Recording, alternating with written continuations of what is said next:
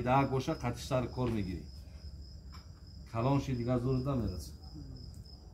ای مایداکی که ناتوغری تربیه کردن میدرویم در خانه و بچه کلام لینگوی دراز پرتگیم تا تکیه کهگی تلفن قد بازی داره آتش چکا کدیسه آتش دسترخان پرسته آتش چای میدروره و یا برم پیشی آتا بلانه میشه و هم نمیفهمم پیشی خیستن در کوره یا ایره حرمت کردن در کوره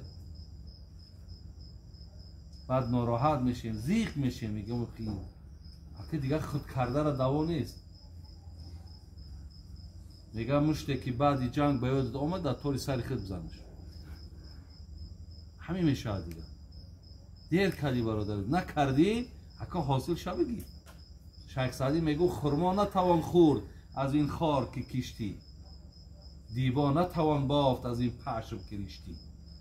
تو این خاری را که تربیه کنی با میخوای خرما بخوری ای تو خار میگیری تو دیگه خرما نمیگیری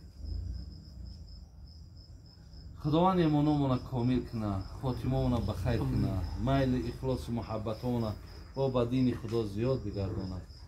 خدای مهربان کدوم خواهرچه که ما را نیک کنه و خیر کنه و عمر دراز با برکات شده و از عقیب این خواهرچه که ما با دادرچه ها و با خواهرچه های خوب و نیک الله مهربان نصیب بگردونه